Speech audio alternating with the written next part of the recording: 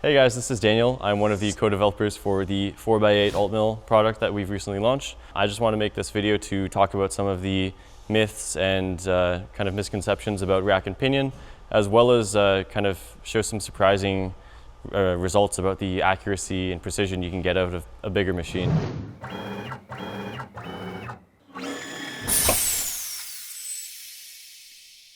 Typically, people think that a bigger machine is just suited to large cabinet doors and kind of a large furniture that doesn't really matter too much about precision. One of the big overarching philosophies we designed this with is that we wanted it to be just as precise as the 4x4 and 2x4 AltMills that use ball screws. So we're going to do some demos kind of showing you the precision of the rack and pinion, as well as the whole gearbox drivetrain that actually works with that and the motion system we've developed for that. We'll start off looking at this magnetic tape encoder here.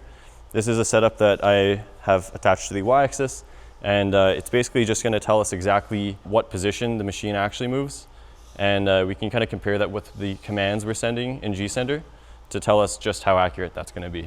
We'll do a 50mm jog increment and just make sure that that's reading of 50.03 millimeters. So we've got an error of 0.03 millimeters, pretty small.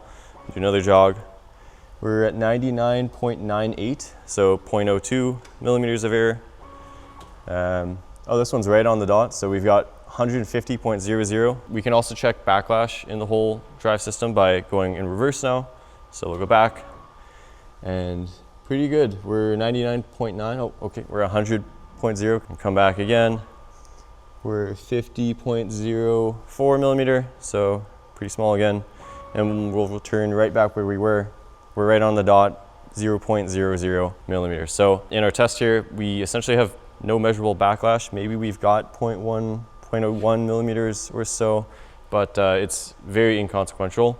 And it kind of proves out the system as far as how repeatable the motion you're going to get out of this is, as well as how overall accurate it is if you're cutting projects, whether that's for joinery or for, I don't know, cabinet hardware or something like that. You can be kind of assured that it's all going to come out as you want it to. So obviously accuracy in the order of 0.03 millimeters or so is pretty much impractical for a lot of projects. You usually won't need much more accuracy than maybe 0.2 or something millimeters. This kind of precision is ultimately what's going to make those projects successful.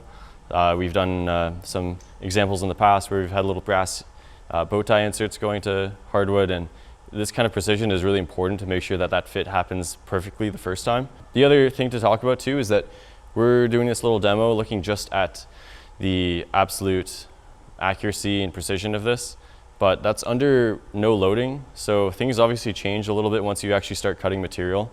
And that's something that a lot of manufacturers don't really talk too much about, is they will rate like some amount of backlash or some amount of accuracy, but it's usually not in cutting scenarios where there's actual loads. Something that was very important in our R&D and prototype phase for this machine was making sure that the whole gearbox and rack and pinion system was extremely stiff. We first explored using a pulley style system, which does appear to be really accurate on the surface, but unfortunately once you actually start pressing and applying loads to the linear motion system, it kind of turns into a rubber band in some ways, and you've got a lot of deformation that basically makes your cuts come out not quite what you'd want. This is ultimately why we switched to this precise gearbox reduction. It uses ground precision carburized gears and has very little to no springiness in it, essentially. We're going to do a little demo quickly looking at the deflection that we see under load for the y-axis with the rack and pinion, and then we're going to look at the x-axis, which uses a ball screw,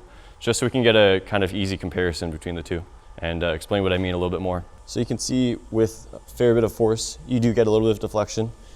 We've got maybe 0.02 of an inch or so. In the other direction, a little bit of flex as well, and a little bit of backlash as is normal. And we can compare this with the x-axis. So we'll move this, perform a similar test. Got our indicator right here, and I'll go ahead and push on this.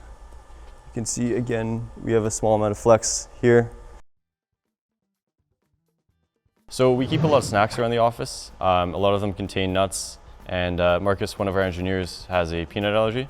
So I thought we should try and make things a little bit more clear. We'll be engraving basically a small warning text onto each peanut. So I made this little 3D printed jig here, uses a vacuum inlet and has a little cavity for each peanut. You just simply plug in the vacuum hose, place the peanut, and turn it on. And the peanut is held in place, and we'll be able to mill right onto the surface of this and make the office a little bit safer.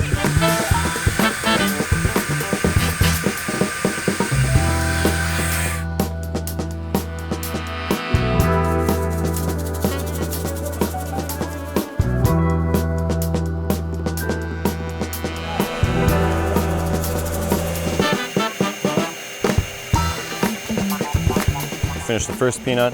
Can't really tell if it was successful yet, so we'll take this over to the microscope we've got over here and see how that went. I can't really see much, but turn this around.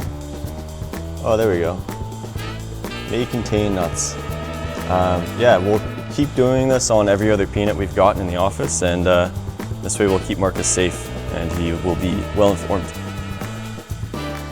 So hopefully you found this video helpful, understanding a little bit more the rack and pinion side of things on the AltMill 4x8, as well as what you can do with this kind of machine, despite how large it is. And if you're interested in this kind of stuff, more granular engineering that went on behind the scenes for this product, you can check out the Ben's engineering video series. We've got, I think it's an 8 video series where we kind of explore the prototyping process and the R&D process for this machine.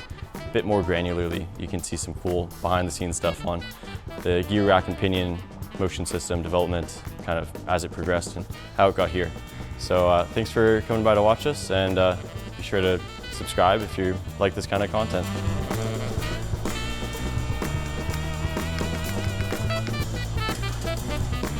Whoa, don't you have a nut allergy? Yeah. Dude, you gotta look at this thing.